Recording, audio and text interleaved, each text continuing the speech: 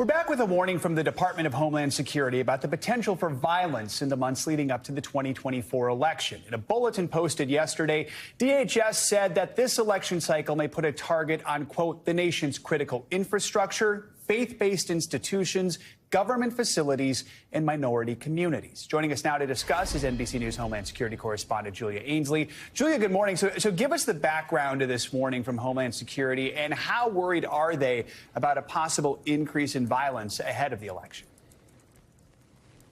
Well, Joe, every time we cover one of these bulletins, I have to explain that they are renewing their threat assessment. They started this right when the Biden administration took office. Of course, that was after the January 6th insurrection at the Capitol. And basically, they always set it with an expiration date. And the last one was set to expire yesterday. So this is the new bulletin, but it's not that something triggered them to go ahead and put this out. It was simply the expiration. But it does give us an idea of where the threat landscape lies. And one of the things that they're pinpointing now is the perceptions of the 2024 general election cycle, because they think that if people have perceptions that their vote might not count, that the system is rigged or flawed, that could instigate violence. And they say it's a heightened threat environment. In fact, we saw Secretary Mayorkas say that in the coming months, DHS expects the threat environment to remain heightened, and that individuals may be motivated by violence by perceptions of the 2024 general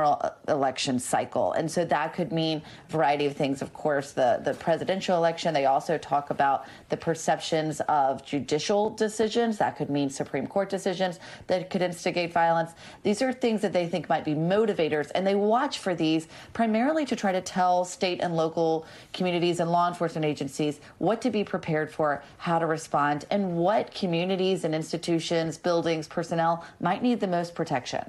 And of course, we are already seeing examples of this in recent months. So what is DHS saying about who is likely to commit these violent acts and then who they're targeting?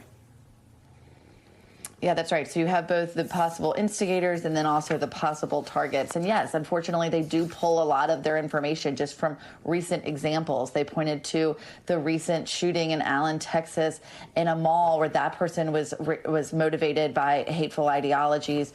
They didn't even mention it, but because it was so recent. But of course, you also have the U-Haul driver near the White House with the Nazi flag, who also had some of those same ideologies. Those are all things that they're drawing on. So I think a lot of these are domestic violent extremism, people who are buying into ideologies that are really homegrown right here in the United States. They do say that foreign terrorist organizations could motivate some Americans or some people living in the United States to carry out attacks. But the threat that we used to see in 2014, 2015, earlier, especially post 9/11, from foreign terrorist organizations actually orchestrating attacks here, we don't hear about that in this bulletin. But as far as who they might be targeting, they lay out a list of the most high value or highly probable targets here. And they look at U.S. critical infrastructure, of course, faith-based institutions, churches, synagogues, the LGBT community, especially as we move into Pride Month. They want to look at those events and make sure they are protected. Schools, of course, I don't have to mention how often schools are targeted.